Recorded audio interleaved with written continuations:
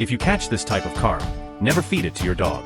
It is worth more than grouper or salmon. This is a famous large carp of the Yellow River in China. Not every carp living in China's Yellow River qualifies to be called a Yellow River big carp. Only those with golden scales, red-tipped tails, upturned whiskers, bluish backs, elongated bodies, and 4 nostrils are the true ones. Naturally, truly wild Yellow River big carp are quite rare. Like the 4 big fish, common freshwater farm species, most of the Yellow River big carp seen on the market come from fish farms. In breeding farms, broodstock carp need a little help to start reproducing quickly, which involves an injection. Under the cover of night, workers administer a prepared spawning stimulant into the carp. While the female carp experience this rare surge, even the indifferent males have to play their part. Workers pair them in a 1-to-1 ratio and release them back into the pond for about 10 hours to rest. Stimulated by the chemicals, the carp enthusiastically release the precious eggs they've been nurturing for 2 years. Don't assume they are familiar with one another.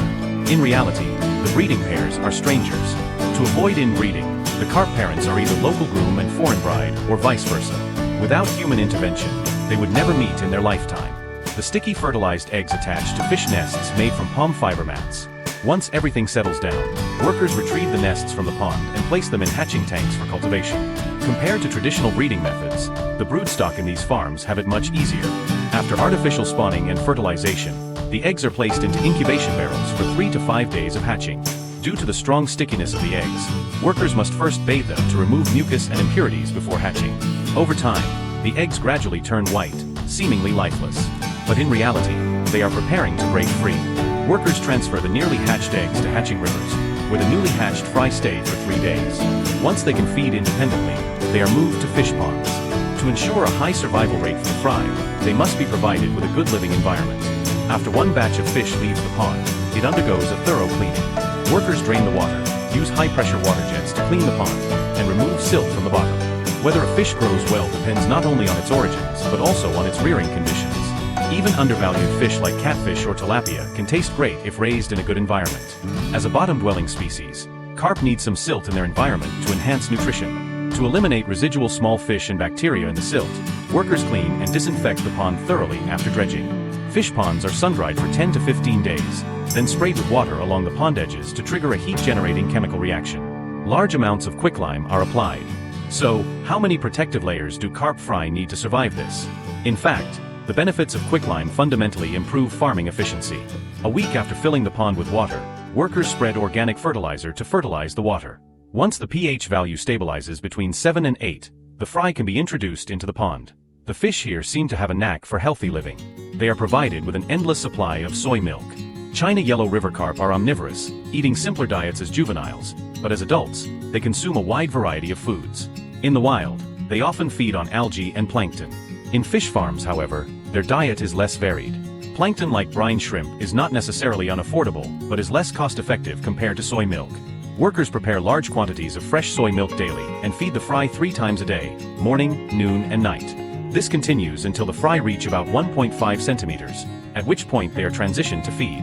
Under the meticulous care of workers, the fry grow to 6 to 7 centimeters within just 2 months. At this stage, they are ready to leave the breeding facility for their next destination. Are they being sent to live in China's Yellow River? Unfortunately, the Yellow River, as our mother river, is not suitable for fish farming. However, Yellow River carp can be raised on Yellow River water. To increase their market value, fish farmers go to great lengths, even using pipelines to transport Yellow River water across mountains and valleys into the ponds. Despite being raised with Yellow River water, the price of Yellow River carp can vary greatly. Before leaving the breeding facility, the fry undergo strict sorting. Unlike carnivorous fish, where the focus is on separating larger fish that may prey on smaller ones, the sorting of omnivorous fish aims to ensure uniform growth. Workers release the fry into ponds at a density of 1,500 fish per mu, approximately 667 square meters. To maintain a good water environment, farmers often introduce cleaner fish to regulate water quality. As a species capable of surviving under the harsh conditions of the Yellow River sandy waters, the survival ability of carp stands out among freshwater fish. However, this applies to wild Yellow River carp. Those raised in controlled environments are relatively more delicate. To monitor the growth of the carp, workers conduct daily pond inspections without fail. If any abnormality is detected, they take immediate action. When the fish are seen gasping for air or during rainy weather, oxygenation devices are activated. While Yellow River water has a high oxygen retention capacity, the pond water needs to maintain a dissolved oxygen level of at least 4.5 milligrams per liter for optimal conditions. Below 2 milligrams per liter, the fish stop eating. If it drops to 1 milligram per liter, they immediately surface, struggling for oxygen. Oxygen depletion in ponds is a critical issue. If not addressed promptly, an entire pond of fish could surface belly up. Additionally, they prefer mildly alkaline water, similar to that of the Yellow River. Workers conduct pH tests in the fish ponds every 2 weeks, adjusting the pH by adding lime water as needed. When fish diseases are detected, magic is used to defeat magic. Beneficial bacteria are introduced to suppress harmful bacteria, and pesticides are regularly applied. Compared to the 4 major domestic fish, common carp, grass carp, silver carp, and bighead carp, Yellow River carp grow relatively slowly. Workers feed them a fixed amount of feed daily, calculated as 4% of their body weight, adjusting the quantity based on the weather and temperature. Although carp can withstand temperatures above 30 degrees Celsius and endure cold temperatures of just a few degrees, prolonged exposure to water temperatures below 15 degrees Celsius or above 32 degrees Celsius reduces their appetite and slows their growth. If the temperature drops below 10 degrees Celsius, they enter a fasting state, refusing to eat even premium food like dragon meat. After about a year of meticulous care, the carp grow to weigh 2 to 3 kilograms. Is this the point where they are ready to leave the pond? Not quite. Surprisingly, the secret to the deliciousness of Yellow River carp lies in weight loss. After a year of consuming high-energy meals twice daily and growing plump and round, these carp wouldn't fetch a high price. Now begins their hardship phase. To achieve the ideal taste and texture, every fish farm has its own methods. A common approach is to move the carp from their nutrient-rich ponds to more austere pools and ponds. The weight loss process in ponds is much more humane compared to concrete tanks. In ponds, carp have a larger activity area and are given a wild experience.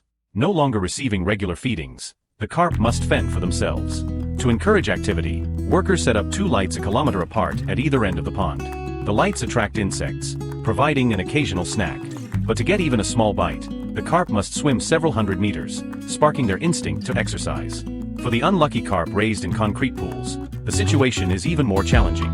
These are the heavyweights among carp, so plump that they look no different from those in park ponds at first glance. To help them slim down quickly, workers not only withhold food for an entire month, but even limit the water supply they rely on to survive. The fish are kept in this sparse and minimal environment for 1 to 2 months.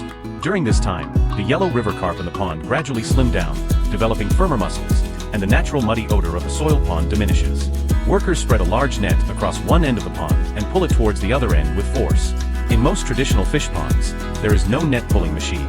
For ponds spanning over 10 acres and containing tens of thousands of pounds of fish, all the net pulling relies entirely on manpower.